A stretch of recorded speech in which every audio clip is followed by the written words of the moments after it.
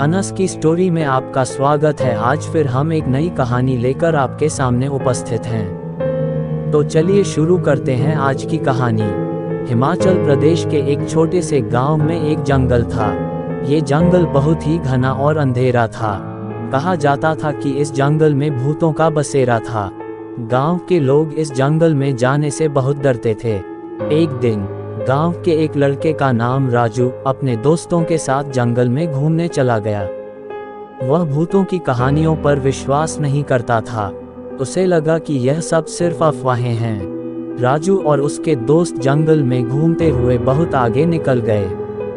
उन्हें पता ही नहीं चला कि वे भूतों के इलाके में पहुंच गए हैं। अचानक राजू और उसके दोस्तों को एक भयानक आवाज सुनाई दी। आवाज बहुत ही डरावनी थी। राजू और उसके दोस्त डर गए और भागने लगे। वे भागते भागते जंगल के बीच में एक सुनसान जगह पर आ गए। उन्हें कोई रास्ता दिखाई नहीं दे रहा था। वे घबरा गए और रोने लगे। तभी राजू ने एक बुरी आत्मा को देखा। आत्मा बहुत ही भयानक थी। उसके हाथ में एक तेज तलवार थी।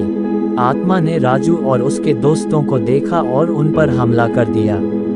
राजू और उसके दोस्त आत्मा से बचने के लिए भागने लगे, लेकिन आत्मा बहुत तेज थी। उसने राजू और उसके दोस्तों को पकड़ लिया। आत्मा ने राजू के दोस्तों को मार डाला। राजू को भी मारने के लिए वह उसकी तरफ बढ़ी। राजू बहुत डर गया था। उसे लगा कि वह मर जाएगा। तभी राजू को एक विचार आया। उसने आत्मा से कहा, तुम मुझे क्यों मार रही हो? मैंने तुम्हें कुछ नहीं किया है। आत्मा ने कहा, तुम मेरे पति को मार डाले थे। राजू ने कहा, मैंने तुम्हारे पति को नहीं मारा। आत्मा ने कहा, तुमने ही उसे मारा था। मैं तुम्हें नहीं छोड़ूंगी। राजू ने कहा, मैंने तुम्हारे पति को नहीं मारा था।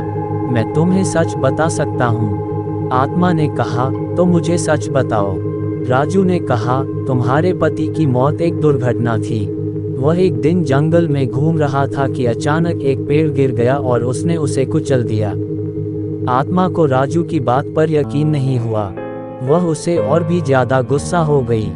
आत्मा ने राजू को मारने के लिए अपना तलवार उठाया, लेकिन तभी राजू को एक और विचार आया।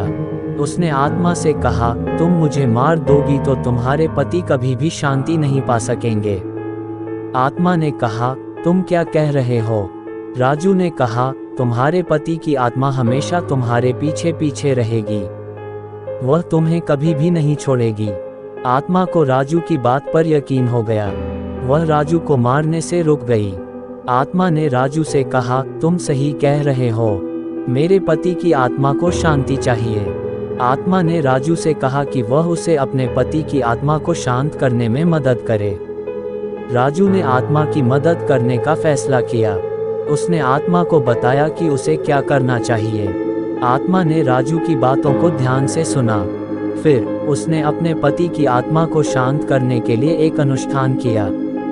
अनुष्ठान के बाद आत्मा की पति की आत्मा को शांति मिल गई। वह आत्मा को स्वर्ग भेज दिया। आत्मा बहुत खुश हुई। उसने राजू को धन्यवाद दिया और उसे जंगल से बाहर निकलने का रास्ता दिखाया। राजू जंगल से बाहर निकल गया। वह बहुत खुश था कि उसने आत्मा की मदद कर सकी। राजू ने इस घटना से सीखा कि हर किसी की एक कहानी होती है। हमें दूसरों के बारे में जल्दबाजी में फैसला नहीं करना चाहिए। अगर आपको वीडियो अच्छी लगी हो तो प्लीज़ वीडियो को लाइक करें और चैनल को भी सब्सक्राइब करके बेल नोटिफिकेशन को ऑल पर प्रेस कर दें। Thanks for your watching.